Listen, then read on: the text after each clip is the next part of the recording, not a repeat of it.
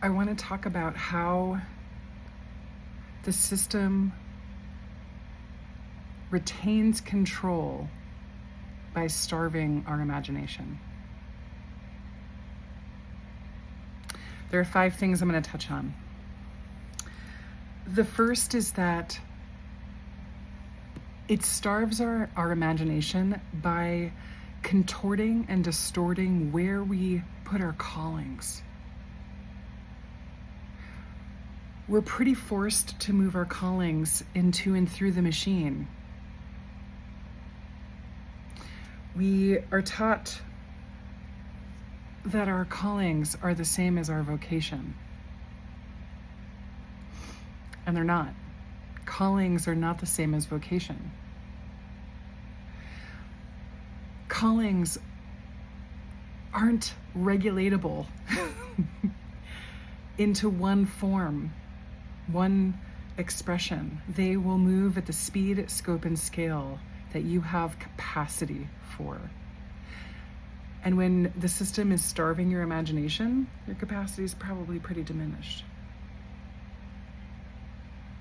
The second way that the system starves our imagination is that it really values imitation over origination.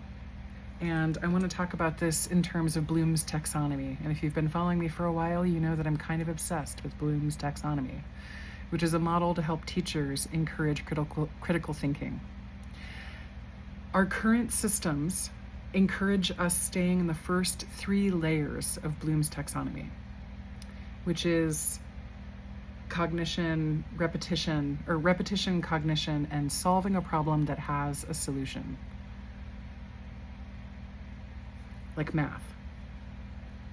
We just keep cycling through those first 3 layers, and the gap between solving a problem that has a solution and layer 4, which is comparison, noticing what is similar and what is different between things, is actually like really huge.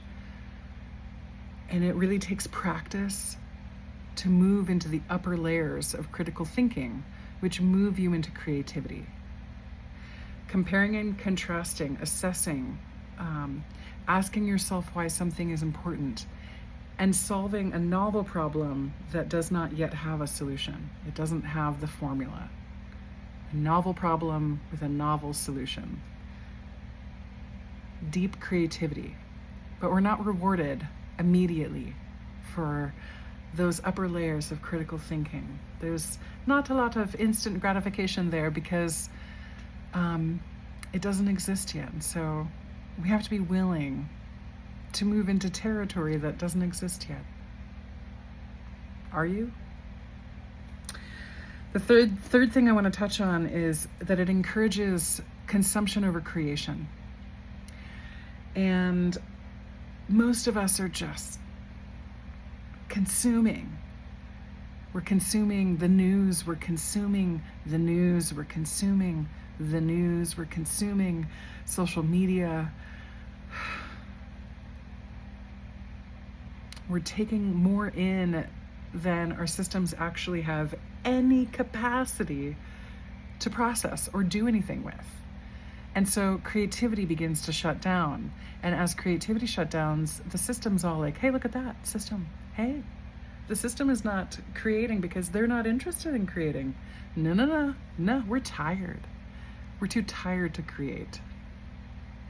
So we're not giving you permission to cut funding to the arts. We need more time, more sovereignty. We need to get under the static so we can touch base with the desire, the vision, the dream, the future that is different than the one that we're on trajectory for.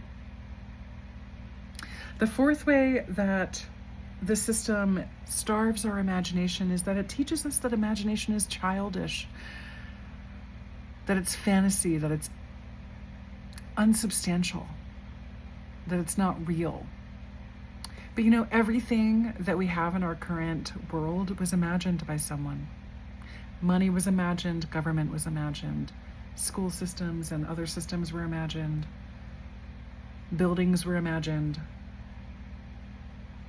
all of these things were imagined. They were in somebody's sphere, inner world, and they were brought out. Everything was imagined. And we're not taught that it's strategic to cultivate our imagination, that it doesn't have a place in economics, in governance, in community organizations, in leadership, in our relationships, in healing, in world building. We don't know collectively that imagination belongs there. It belongs in leadership. And here's why. We need people who are willing to shape the future, not based on what is currently apparent. We need people who can see and act on the futures that they can conceive of, that are generative for all involved, ourselves included. We need our imaginations intact for that. We need to know that it's not frivolous. It's not just for children.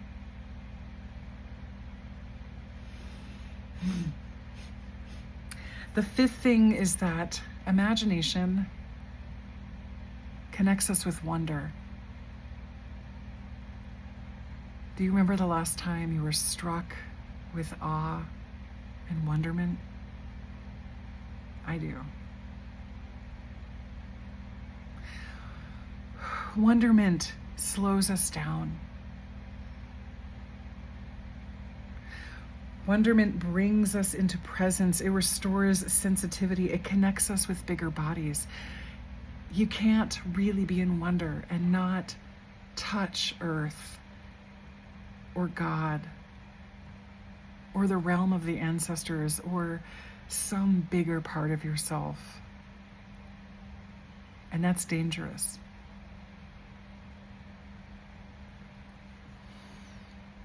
When we are imbued with wonder, we cannot be reduced to a number, a statistic, a metric, and we don't consume the same.